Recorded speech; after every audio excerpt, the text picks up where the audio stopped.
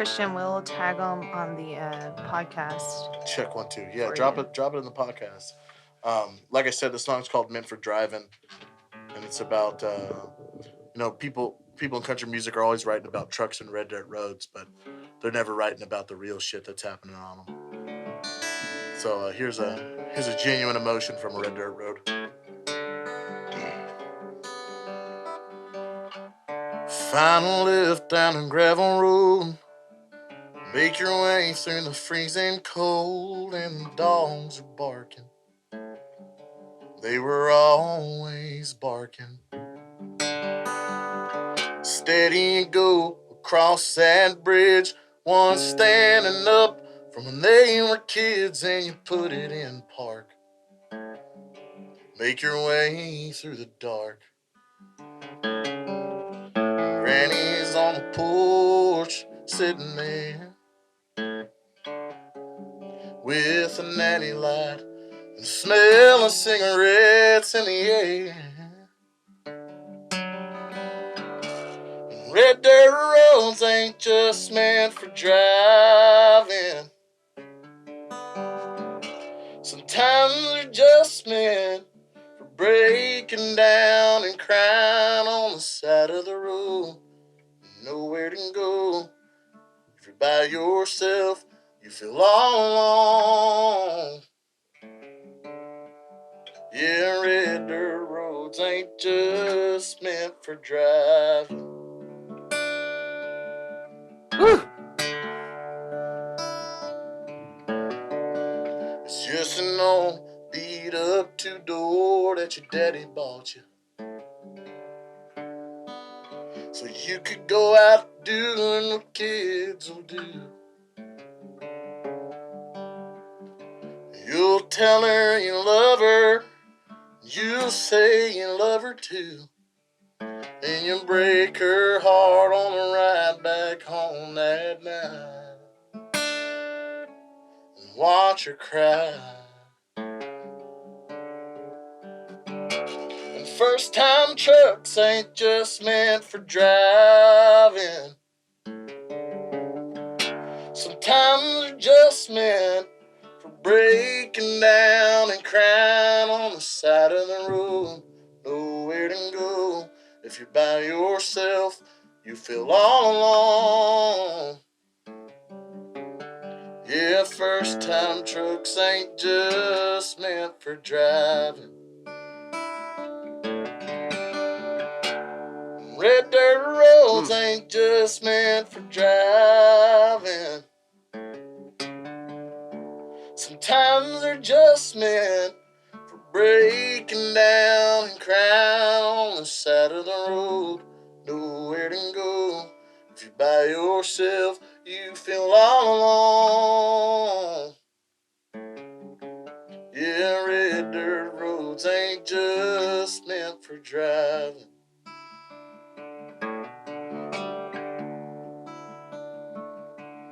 Yeah, red dirt roads ain't just meant for drive.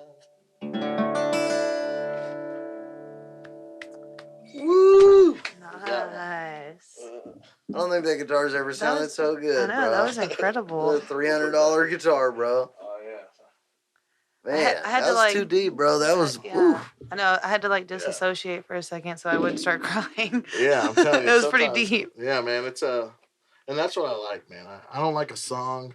Like, if I don't get the shakes when I'm singing it, like, I don't think it's worth singing. Yeah, for sure. Whether it's the fuck this shit, this just cooks. This song Yeah. cooks, shakes, or it's the I'm shaking, taking the distraction off of my mind from crying. Yeah. I think that if you're not writing songs that, I mean, I don't think that like fun songs, drinking songs, party songs are bad. I just don't know anything about that.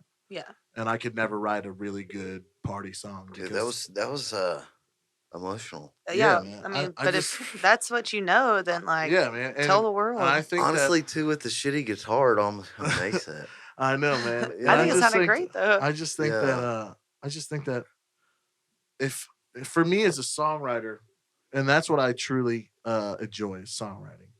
And the reason that I enjoy songwriting is because when you get a good songwriter and somebody who's not only a good songwriter but knows exactly how they feel inside their own self, that they can bring it out and make a mass of people feel the same thing they're feeling, even though it might be in a completely different aspect of that.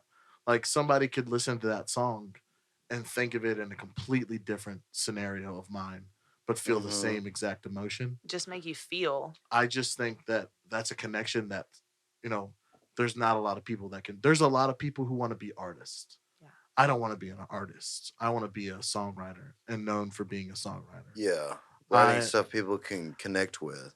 Yeah, and I don't even care if it's on a, because there's heavy metal songs that send me to a place of peace that I've never been to in my lifetime. Hmm.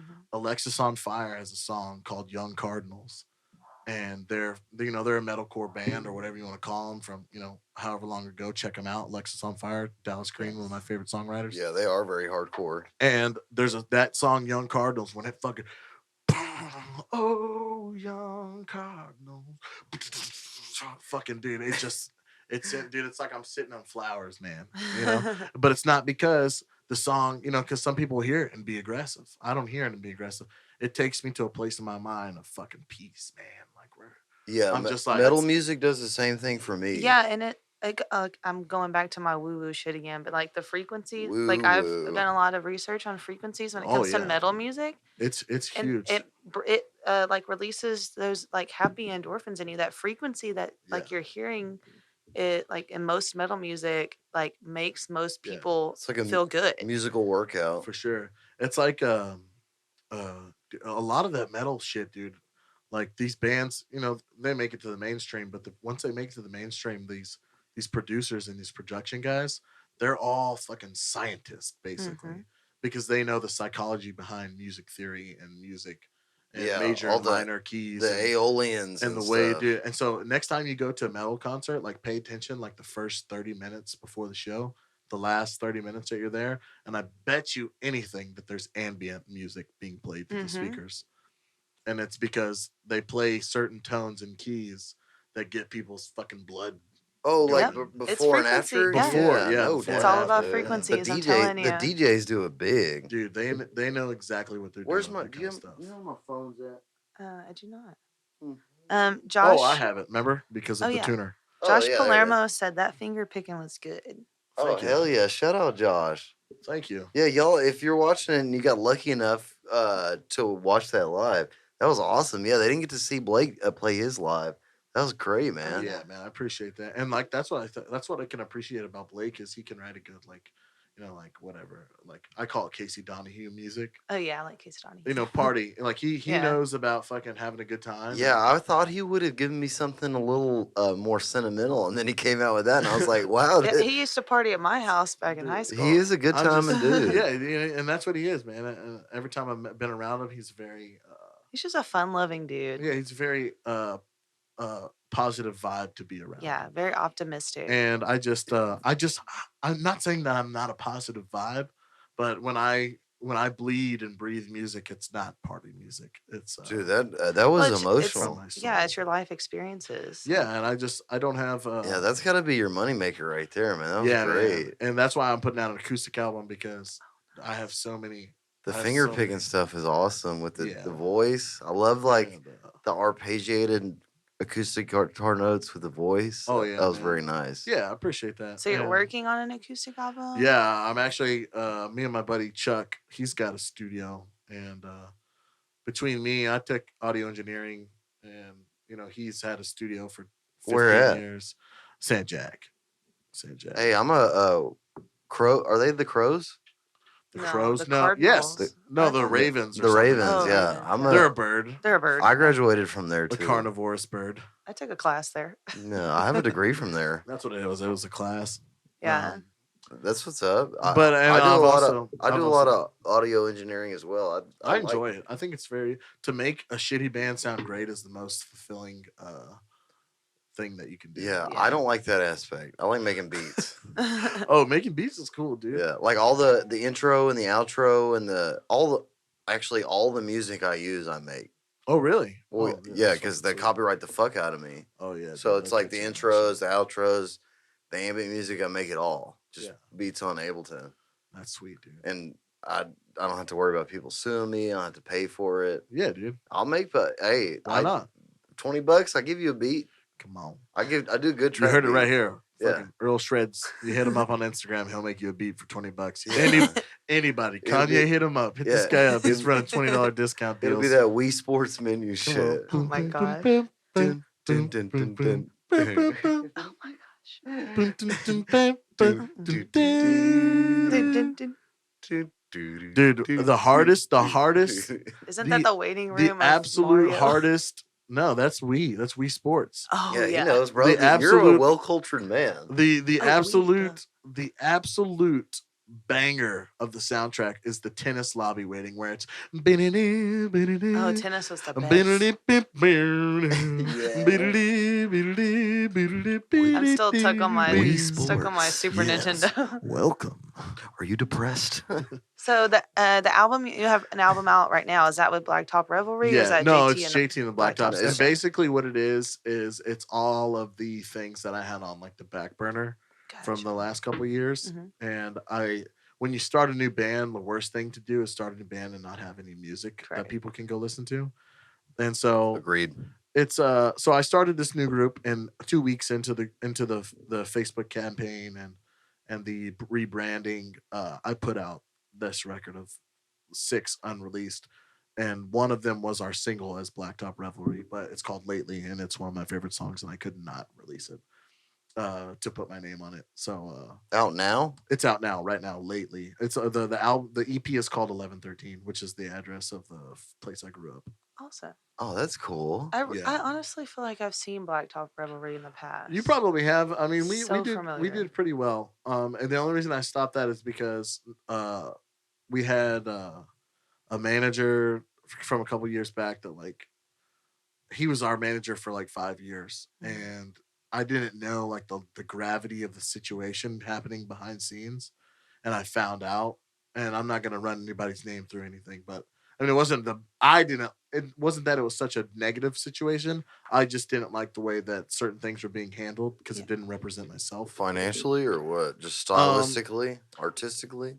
So almost everything, but the Just- biggest part was how this person handled themselves Oh. as a business human? person, as a human, as a Yeah. human. Yeah, that's a And, direct reflection of bad you vibes. and the Yes, band. because when this person is messaging the it's the biggest venues in Texas and to Nashville, Representing you. and they're saying I'm this person's person, that means that immediately my name and my trust is attached to that person. I just didn't really. I was hearing a lot of rumors, and when you got your boys and you got your guys and they've been with you for an extended period of time, you fucking die on the hill that they're on. Mm-hmm. And I just was to that point, but then I had enough continued negative feedbacks from multiple venues across multiple state lines, across multiple states. Wow, that's a lot of feedback. And I finally took a step back from what was happening, because it's not like we weren't busy. We were busy, and it wasn't like we weren't getting what he was telling us, because we were getting, and if he promised, most of the time it came through. Mm-hmm. I just didn't know how it was becoming to be. I didn't know how it was being prophesized on his side, because when you have somebody that's handling that for you, you're not very involved in that Yeah, part. because that's his job. That's is his to- job. I yeah, don't want to have to be involved. If I'm looking over your shoulder, then I can do the job. Correct. But That's very true, and And- that seems to be the case most of the time. and so now I do it, and if I forget to show up at a gig because I double booked or I booked 8 months in advance and forgot, it's my fault. I can say it was me. Hey, I'm sorry. Better? Or I can say, to my guys who have been promised a certain amount of money, why they didn't get that much money. Yeah. You don't have to hear from some dude. all I don't have to hear whatever the manager said. Why we Yeah, didn't he's get that much texting this money. guy, this group. That's all Yeah. up front. Yeah. And so I can tell these guys, hey guys, I slacked off and I booked this a gig for less than what we, needed to survive this gig. So you're not going to get paid what you did. And it doesn't happen often. But everybody's human, shit happens, especially when you're dealing with Yeah. hundreds of venues a year. Yeah. So what is it? You've been in the game for a while, I've especially been, for the people that know you that I know. You've been in the game for a minute, yeah, grinding and hustling out there in them streets. Not yeah, like most of you bums out yeah. here. You, It seems like you degenerates. oh yeah, I had a band called the Degenerates on this podcast. So how long? When did No, you no, hold on. start? I was gonna ask some Oh, question. I was gonna say, Yeah, get some advice for the young kids. What got keep your anything? mouth shut. Oh, Um, that's good the advice. yes. problem that I had coming up was if I made a pinky in the door connection to someone, I acted like it was a handshake, remember your name deal. Mm-hmm. And I just spoke about things I didn't understand and know about too quickly. And it put a stamper on my career. I mean, I don't blame it on that. It's something that everyone, at least when you're doing it yourself, you're doing DIY, you're building your brand yourself. Like most of these Texas guys can. Me. Yeah, Yeah, me. everyone who's played in Texas longer than 5 6 years understands what it is because Cody Johnson was in this scene for 15 years before he had a break. Alan Yeah, Alan Jackson. All these Jackson. Alan guys, Jackson too. everyone who's been, I mean, George Strait even did, 5 6 years before he really took off in Texas, and it wasn't 5 6 years of lollygagging and dick riding. It was fucking acing the whole band, grinding it out. Mhm. Grinding. That's really what it is. It's the And grind.